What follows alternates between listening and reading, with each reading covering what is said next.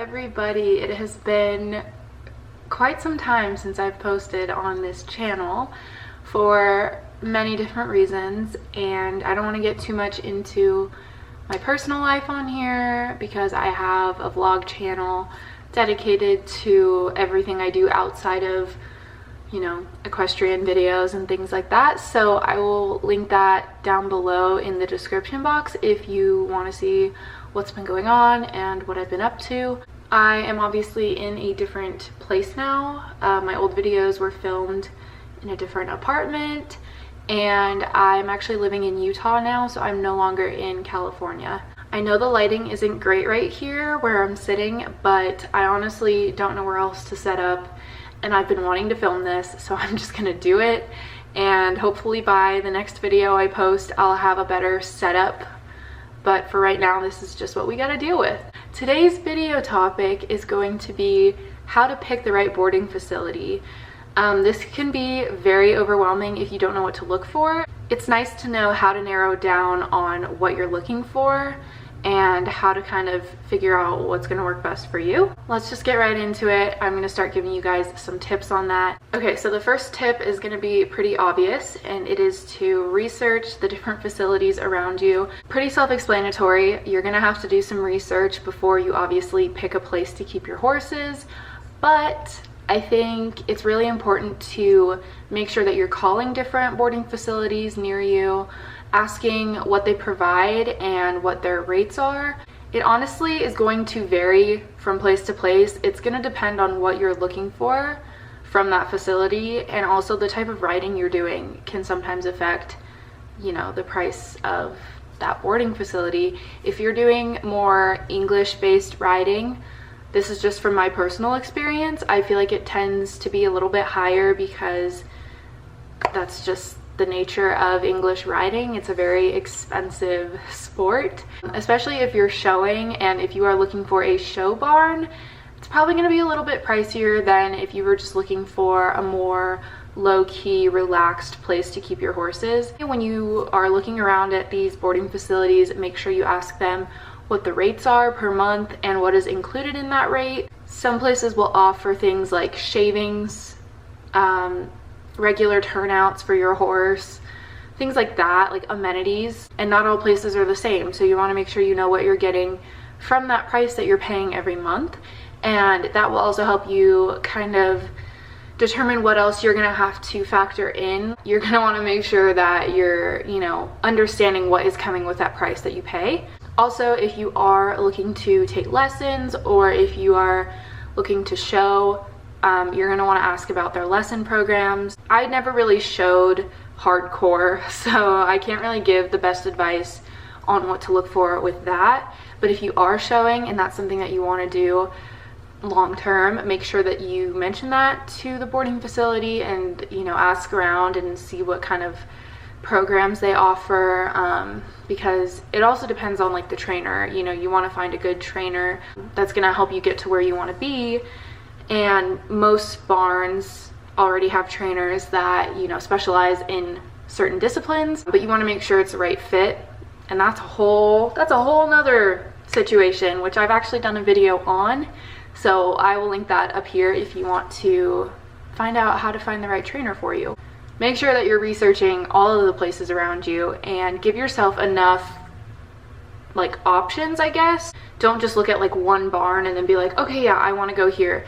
Definitely look around at a couple different places and weigh your options with each boarding facility. My second piece of advice is to read reviews. This is going to be more online based if you're looking online, maybe on like Facebook or Instagram. I know a lot of barns nowadays have like Facebook pages and stuff like that, so if they don't have a website, you can try looking on there.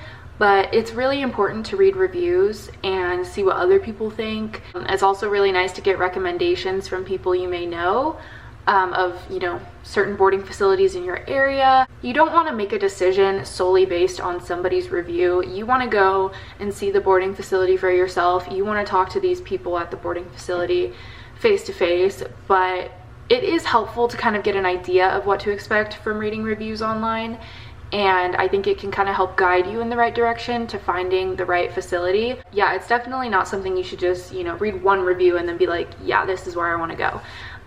You definitely want to do a little bit more digging before you make your decision, because it is very, you know, scary and overwhelming when if you're moving to a new place and you're trying to find a place to keep your horses. You want to make sure that, you know, your horse is going to be taken care of while you're not there. And if you're, you know, a serious rider and you're showing and doing all these things, you want to make sure you find a place that has a program that can get you to where you want to be and doesn't, you know, slow you down in any way. It's really just going to depend. Again, show barns are going to be a little bit different than just mom and pop boarding facilities where it's very low key and there's not a lot going on. Those are the type of places I rode at pretty much, were like smaller barns where it was more just taking lessons for fun and not really like, you know, I wasn't focused on showing, my trainer wasn't focused on making us Olympic riders. It was just like, you know, this is fun. And that's always the type of riding I've enjoyed, but there are people obviously that love to show and that's kind of their career goal. So you want to make sure, if that is the case for you, that you're not picking somewhere that's a little more relaxed, and you want something that's going to be a little bit more upbeat and show based. So again, every person is different, so it's going to vary depending on what your needs are. But reading reviews is a great place to start. My third tip is to make a boarding budget and factor in what is not going to be included with the board price every month. Let's say, for example, your horse is on extra supplements. You're gonna have to buy those, and, you know, depending on the barn, maybe they'll feed those extra supplements to your horse, or maybe you'll have to do it yourself. Again, it's gonna vary.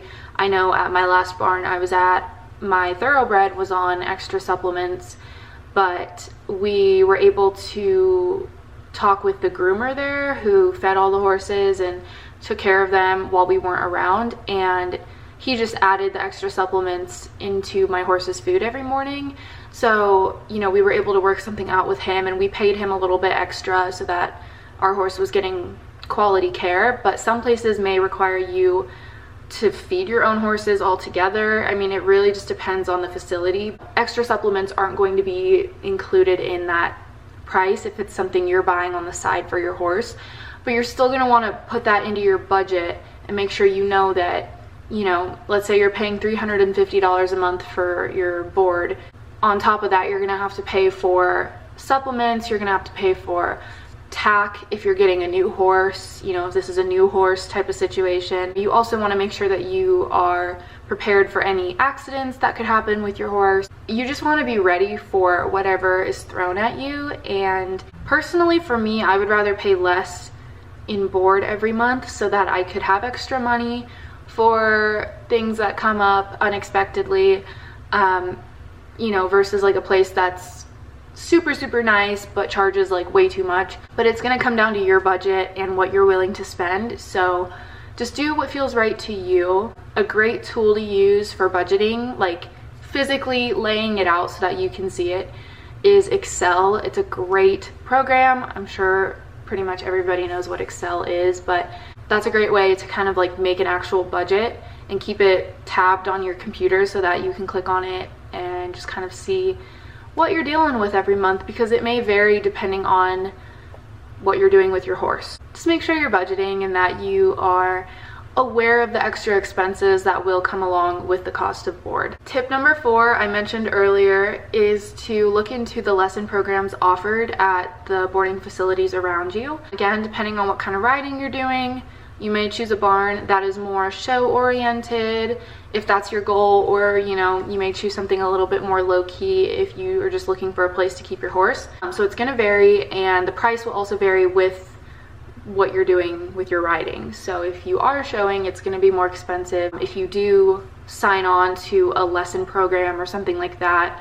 So you just want to keep that in mind, and I think it's a really good idea to, again, go to the boarding facility, maybe try and set up a time with the people there. You should always go and like physically tour it before you just like decide that's where you want to go, just so that you get an idea of what it's going to be like. But then that way you also get the opportunity to talk to the people there, get a feel for the trainers, and see if it's actually going to be a good fit for you. Again, it's going to come down to your riding goals, and if showing is your ultimate goal and that's something you want to be doing consistently, then it's good to look at barns that offer pretty rigorous training programs. There are going to be a lot of things you may have to compromise along the way. Maybe you won't. Maybe some people get lucky enough to just find a place that offers everything they want.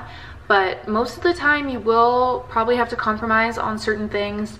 Could be the cost of board, it could be location, how far you have to commute to get to the barn, things like that. And I think you just have to weigh your options and see what matters most to you.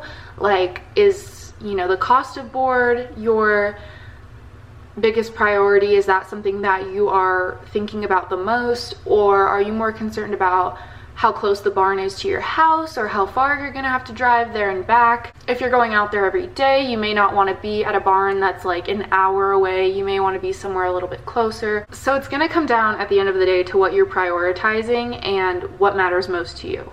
So just know that you probably will have to compromise with at least one thing at most barns. It's not always going to be perfect, and you may have to compromise on something along the way. And my last tip, which kind of wraps up with what I was just saying, is to just choose what feels best to you.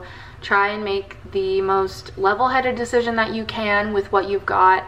And again, it really comes down to what you're willing to compromise and what matters most to you. But at the end of the day, you should feel satisfied with a place that is going to take great care of your horse and is going to offer you the things that you're looking for. Anyway, that's all I have to say. I'm pretty sure I could talk for hours. That's it for this video. I hope you guys all enjoyed, and it feels really good to be filming on here again because I do love filming these type of videos.